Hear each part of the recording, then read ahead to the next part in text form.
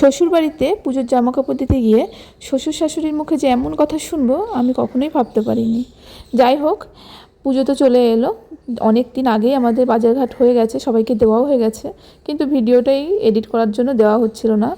আর আজ একটু টাইম পেয়ে করে দিলাম। এই শাড়িটা নিয়েছি আমার শাশুড়ির জন্য, পচমপুল্লি, খুব সুন্দর শাড়িটা, কালারটাও খুব সুন্দর, ফোনে অতটা ভালো আসছে না।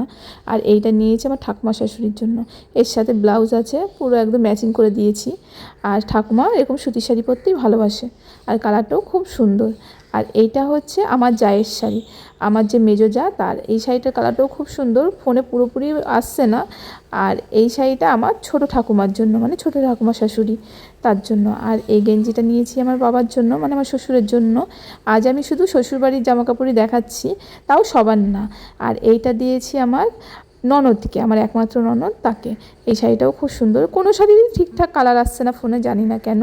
আর এই শাড়িটা আমার ননদের, আর একটা ননদের এই শাড়িটা। আর এই শাড়িটাও আর একটা ননদের।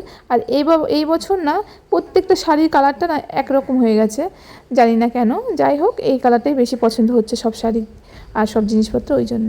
আর এই ড্রেসটাও আমার এক ননদের। আর এই যে জামাটা, এই জামাটা আমাদের পাকা বুড়ির। এবার দেখাবো আমাদের আর এক পাকা বুড়ির জামা। এইটা আমার হচ্ছে জায়ের মেয়ে, তার জামা।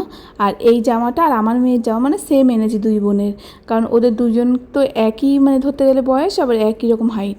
আর এই যে আমার শ্বশুরের গেঞ্জিটা আমার শ্বশুর দেখছিল।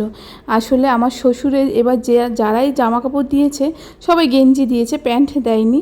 তাই আমার শাশুড়ি শ্বশুর বলছিল যে গেঞ্জির সাথে কি পরবো, প্যান্ট নেই, তাহলে আমি কি করে পরবো। সেই জন্যই বললাম যে এইরকম একটা কথা শোনালো। যাই হোক, আমার শ্বশুরকে পরে আবার দুটো প্যান্টের পিস এনে দেওয়া হয়েছে। আর এই যে আমাদের পাকা বুড়ি জামাটা পরিয়ে দেখা হলো, কেমন লাগছে সবাই জানিও।